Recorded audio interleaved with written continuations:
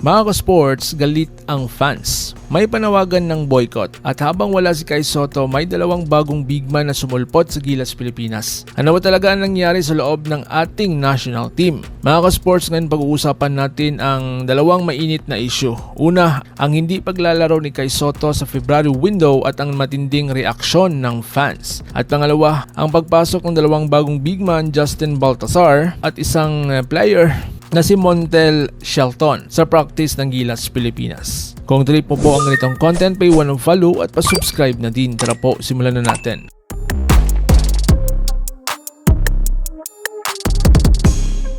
Mga ka-sports, ano nga bang issue kay Kai Sotto? Kumpirmado nga na hindi makakalaro si Kai sa next FIBA window. Si Kai, nakasulukuyang naglalaro para sa Koshigaya Alpha sa Japan Buyuan League, ay hindi pinapayagang sumabak sa qualifiers. So bakit ito naging malaking issue? Dahil para sa maraming Pinoy fans, ang national team ay mas mataas kaysa sa club basketball. Dagdag pa rito, kakabalik lang ni Kai mula sa injury, kaya para sa club, priority ang kanyang long-term health. Pero para sa fans, iba ang emosyon. Mga ka-sports, sumabog sa social media. Lumabas ang hashtags na #LetKaiPlay, #boycott at panawagan laban sa club management. Napakadaming fans ang nagsasabing isang beses lang maglaro si Kai sa harap ng sariling bayan. Lalo na't mga kalaban ng Gilas ang powerhouse teams tulad ng New Zealand National Basketball Team at Australian National Basketball Team. Napakalaking kwalan talaga ang 7'3" rim protector sa ganitong laban. Pero sa kabilang panig mga ka-sports, may mga fans din ang nagsasabing mas mahalaga talaga ang kalusugan ni Kai Ju. Hindi birong injury, mas importante ang long-term career kaysa sa isang window. At dito natin makikita na hati-hati ang komunidad. So ngayon mga sports, habang wala si Kai, hindi naman natulog ang Gilas. Dalawang pangalan ang agad lumutang. Unang-una si Justin Baltazar, ang veterano. Ang player na ito ay may taas na 6'8" forward center na may international experience at matagal ng miyembro sa Gilas pool. Kilalang versatile bigman, kayang mag-shoot sa perimeter, may post-game, marunong sa spacing, pwedeng maglaro sa triangle system. Sa modern basketball, mahalaga ang bigman na marunong bumato sa labas. At dito, papasok ang value ni Baltazar. Sumunod si Montel Shelton, ang bagong muka.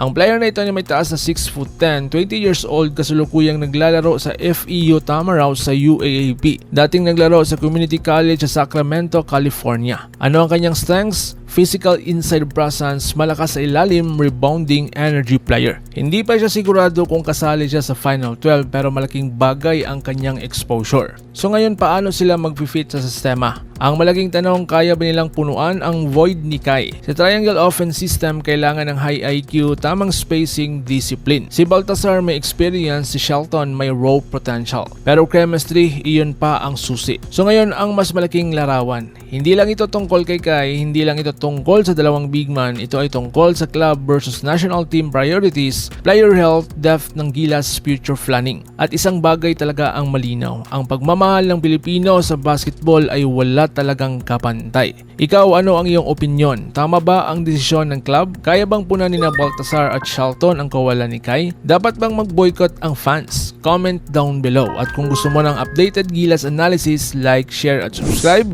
At pa-hit ng bell para updated tayo pareho sa balitang Gilas at sa mundo ng basketball. Laban Pilipinas puso, so paano? Ingat po kayo.